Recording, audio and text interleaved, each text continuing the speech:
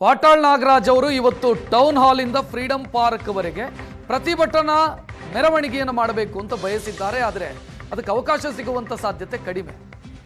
ಮನೆಯಲ್ಲೇ ಇದ್ದಾರೆ ಸದ್ಯ. ಮನೆಯಿಂದ ಹೊರ ಬರ್ತಾ ಇದ್ದಂತೆ ಅವರನ್ನ ವಶಕ್ಕೆ ಪಡೆಯುವಂತ ಸಾಧ್ಯತೆ ಇದೆ. ಅಲ್ಲೇ ತಯಾರಿ ಮಾಡಿಕೊಡ್ತಿದ್ದಾರಂತೆ ಮೆರವಣಿಗೆ ಮಾಡಬೇಕು ಅಂತ, Town Hall to Freedom Park. ಆದರೆ ಅದಕ್ಕೂ ಮೊದಲೇ ಅವರನ್ನ ವಶಕ್ಕೆ ಪಡೆಯುವಂತ ಸಾಧ್ಯತೆಗಳಿದ್ದಾವೆ. ಅವರ ಮನೆಯ ಮುಂದೆ ಪೊಲೀಸರು ಜಮಾಯಿಸಿದ್ದಾರೆ, ಸದ್ಯ ಬೀಡು ಬಿಟ್ಟಿದ್ದಾರೆ. ಮನೆಯಿಂದ ಹೊರಗೆ ಬಂದ ಕೂಡಲೇ ಅವರನ್ನ ವಶಕ್ಕೆ ಪಡೆಯುವಂತ ಸಾಧ್ಯತೆಗಳಿದ್ದಾವೆ. ಸರ್, ಈಗ ಬಂಧನ ಹದ್ದಿಕ್ಕು ಅಂತ ಕೆಲಸ ಮಾಡ್ತಾ ಇದ್ದಾರೆ. ಎಲ್ಲಾರು ಹೋರಾಟಗಾರರನ್ನು ಬಂಧಿಸ್ತಾ ಇದ್ದಾರೆ, ಮನೆ ಹೌಸ್ ಅರೆಸ್ಟ್ ಮಾಡ್ತಾ ಇದ್ದಾರೆ. ಕೇವಲ ಹೋರಾಟ ಅನ್ನೋದು ಅಥವಾ ಬಂದ್ ಅನ್ನುವಂಥದ್ದು ಕೇವಲ ಗಡಿ ಭಾಗಗಳಿಗೆ ಮಾತ್ರ ಸೀಮಿತವಾಗಿದೆ ಅನ್ನುವಂಥದ್ದು ಕಾಣಿಸ್ತಾ ಇದೆ. ಕಾವೇರಿ ನಮ್ಮದು, ಕಾವೇರಿ ನಮ್ಮದು, ರಕ್ತವನ್ನು ಚೆಲ್ಲುತ್ತವೆ, ಕಾವೇರಿಯನ್ನು ಕೊಡೋದಿಲ್ಲ. ಸಂಜಯನಗರಕ್ಕೆ ಹೋಗ್ಲೇಬೇಕು.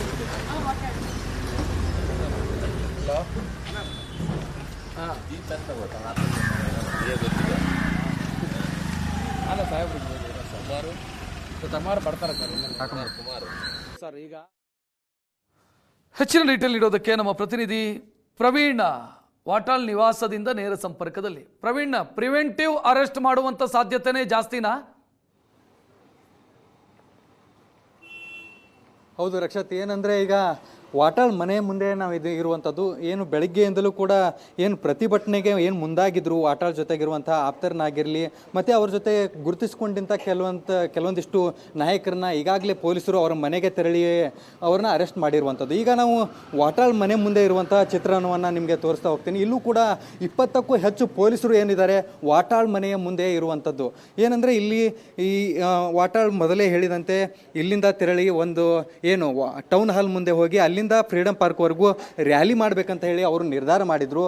ಆದರೆ ವಾಟಾಳ್ ಅವರು ಇಲ್ಲಿಂದ ಹೊರಗಡೆ ಹೋಗೋದೇ ಒಂದು ಏನೇನು ಹೊರಗಡೆ ಬಂದರೆ ಸಾಕು ಅವ್ರನ್ನ ವಶಕ್ಕೆ ಪಡೆಯುವ ಸಾಧ್ಯತೆಗಳೇ ಜಾಸ್ತಿ ಇರುವಂಥದ್ದು. ಯಾಕಂದರೆ ಈ ಪ್ರತಿಭಟನೆ ಏನು ಈಗ ಈ ವಾಟಾಳ್ ಒಂದು ವೇಳೆ ಇಲ್ಲಿಂದ ಹೋಗಿ ಅಲ್ಲಿ ಟೌನ್ ಹಾಲ್ ಮುಂದೆ ಹೋದರೆ ಇನ್ನಷ್ಟು ಏನು ಈ ಪ್ರತಿಭಟನೆ ಕಾವು ಜಾಸ್ತಿ ಆಗುವಂಥದ್ದು. ಇವ್ರ ಜೊತೆ ಬಂದರೆ ಅಭಿಮಾನಿಗಳು ಕೂಡ ಜಾಸ್ತಿ ಸೇರುವಂಥ ನಿರೀಕ್ಷೆ ಇದೆ. ಹಾಗಾಗಿ ಏನು ವಾಟಾಳ್ ಅವರನ್ನ ಇಲ್ಲೇ ಮನೆ ಮುಂದೆ ವಶಕ್ಕೆ ಪಡೆದು ಏನು ಸ್ಟೇಷನ್ಗೆ ಕರೆದುಕೊಂಡು ಹೋಗುವಂಥ ಸಾಧ್ಯತೆಗಳು ಕೂಡ ಜಾಸ್ತಿ ಆಗಿರುವಂಥದ್ದು. ಈಗಾಗಲೇ ವಾಟಾಳ್ ಮನೆಗೆ ಹಲವು ಆಪ್ತರು ಕೂಡ ಬಂದಿದ್ದರು. ಅವ್ರನ್ನೂ ಕೂಡ ಇಲ್ಲಿಂದ ಕರೆದುಕೊಂಡು ಹೋಗುವ ಕೆಲಸ ಆಗಿದೆ.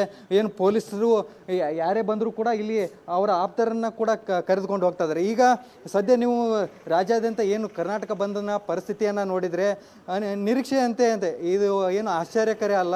ಯಾಕಂದರೆ ವಾಟಾಳ್ ಅವರು ಬಂದ್ಗೆ ಕರೆ ಕೊಟ್ಟಂಥ ಸಂದರ್ಭದಲ್ಲಿ ಅವರ ಬೆನ್ನಿಗೆ ನಿಂತಂಥ ಹಲವು ನಾಯಕರು ಏನಿದ್ದಾರೆ ದಿನ ಕಳೆದಂತೆ ನಿನ್ನೆ ಮೊನ್ನೆ ನೋಡಿದರೆ ನೀವು ಸಾಕಷ್ಟು ಜನ ನಾಯಕರು ಅವರ ಬೆಂಬಲವನ್ನು ಹಿಂಪಡೆದರು. ಆಗಾಗಲೇ ಗೊತ್ತಾಗಿತ್ತು ಈ ಒಂದು ಬಂದ್ ಏನಿದೆ ಯಶಸ್ವಿ ಆಗಲ್ಲ, ಕೇವಲ ಪ್ರತಿಭಟನೆಗೆ ಸೀಮಿತ ಆಗುವಂಥ ಲಕ್ಷಣಗಳಿದೆ ಅಂತ ಹೇಳಿ ನಿನ್ನೆ ಗೊತ್ತಾಗಿತ್ತು. ಆದರೆ ಇವತ್ತಿನ ಒಂದು ಲಕ್ಷಣಗಳನ್ನು ನೋಡಿದರೆ ಇದು ಪ್ರತಿಭಟನೆ ಕೂಡ ಸಾಧ್ಯ ಆಗದ ರೀತಿ ಇದೆ. ಯಾಕಂದರೆ ವಾಟಾಳ್ ನಾಗರಾಜ್ ಅವರ ಮನೆಯಿಂದ ಹೊರಗಡೆ ಬರ್ತಿದ್ದಂತೆಯೇ ಅವ್ರನ್ನ ಒಂದು ವಶಕ್ಕೆ ಪಡೆಯುವಂಥ ಸಾಧ್ಯತೆಗಳು ಜಾಸ್ತಿ ಇರೋದ್ರಿಂದ ಏನು ವಾಟಾಳ್ ಅವರನ್ನ ಬಂಧನ ವಿಚಾರದಲ್ಲಿ ಪ್ರತಿಭಟನೆಯ ವಿಚಾರದಲ್ಲಿ ಸಾಧ್ಯತೆ ಕಡಿಮೆ ಇದೆ. ಬಂಧನ ವಿಚಾರದಲ್ಲೂ ಪ್ರತಿಭಟನೆಯ ವಿಚಾರದಲ್ಲಿ ವಾಟಾಳ್ ನಾಗರಾಜ್ ಒಬ್ಬಂಟಿಯಾಗಿರೋದು ಸ್ಪಷ್ಟವಾಗಿ ಕಾಣಿಸ್ತಾ ಇದೆ. ಅವರು ಒಬ್ಬಂಟಿಯಾಗೋದಕ್ಕೆ ಕಾರಣ ಅದು ಒಡಕ, ಸಂಘಟನೆಯ ಮಧ್ಯೆ ಇರುವಂತ ಒಡಕ ಅಥವಾ ಅವರ ಸ್ವಯಂಕೃತ ಅಪರಾಧನ?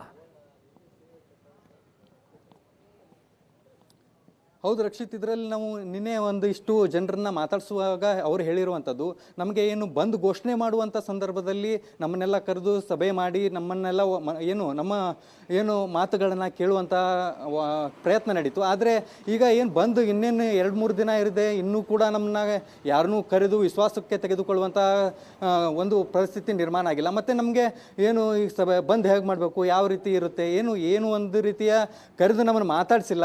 ಈಗ ಏಕಾಂಗಿಯಾಗಿ ಸರ್ವಾಧಿಕಾರಿ ಅಂತ ಹೇಳಿ ಅವರು ಬಂದ್ ಮಾಡ್ತೀನಿ ಅಂತ ಹೊರಟ್ರೆ ಹೇಗೆ ಅಂತ ಹೇಳಿ ಕೆಲವೊಂದಿಷ್ಟು ಜನ ಪ್ರಶ್ನೆಯನ್ನು ಮಾಡಿದ್ರು.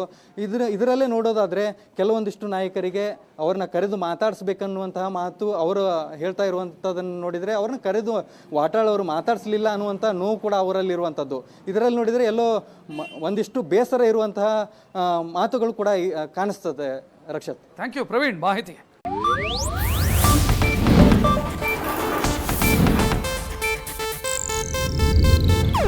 ಇದು ಏಷ್ಯಾನೆಟ್ ನ್ಯೂಸ್ ನೆಟ್ವರ್ಕ್ ಪ್ರಸ್ತುತಿ.